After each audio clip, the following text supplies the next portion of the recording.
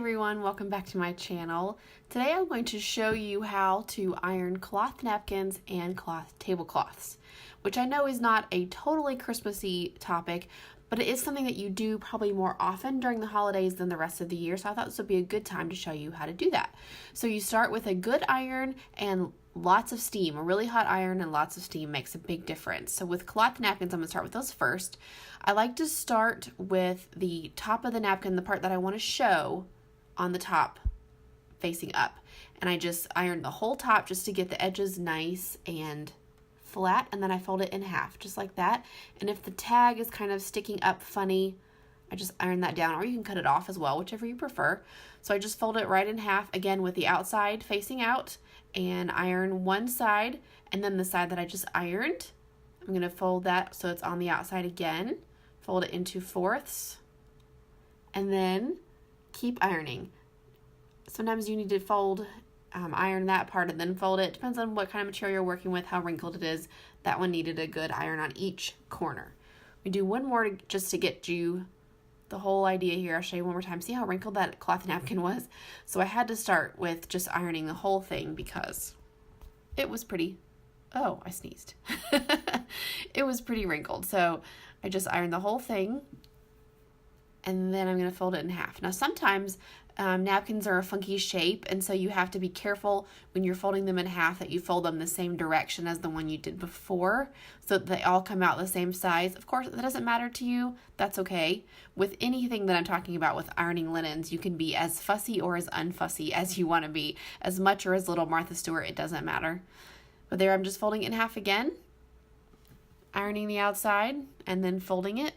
I just folded that the wrong way, but you pretend like you didn't see. So I'm just making sure. I don't mind if the patterns don't match, that's totally fine. I just want to make sure that I'm folding them so they're all the same size. Sometimes they come out to be different lengths if you're not careful.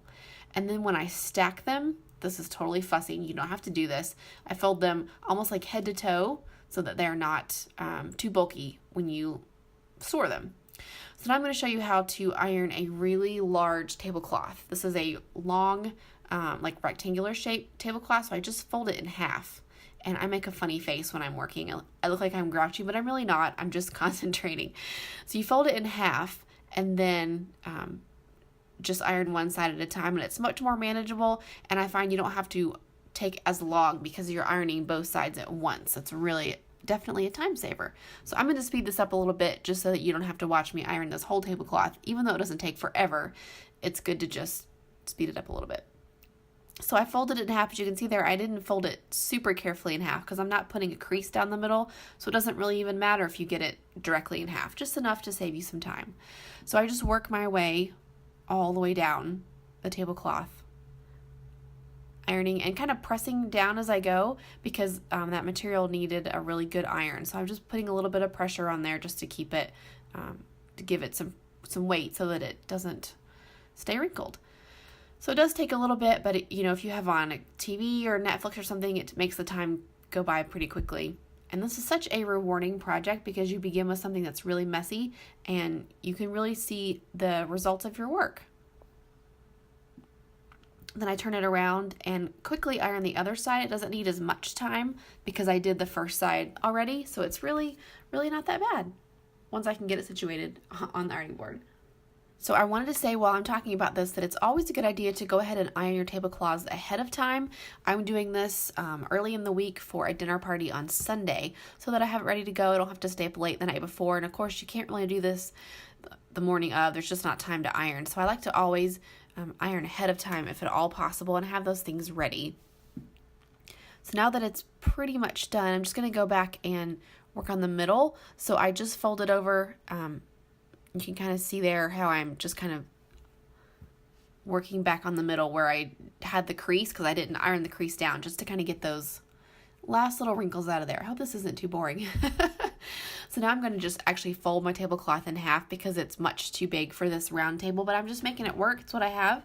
I'm just going to make it work and fold it in half and just put it on this table. And that way it doesn't hang down too long. I don't like it when it's in the way of people when they're trying to sit at the table. So I'm going to get it all arranged here. And I wanted to show you what's something I do too. If I notice that there's more wrinkles, or if I pull it out of the closet and it's wrinkled, I don't want to iron the whole thing. I just grab my iron that's still a little bit warm. It's not super hot, but it's a little warm, and just go over the tablecloth. You could also even use a curling iron or a small steamer or whatever. Just be careful that you don't damage your table underneath. You could put a cloth underneath, like a towel or something, if you were going to do that.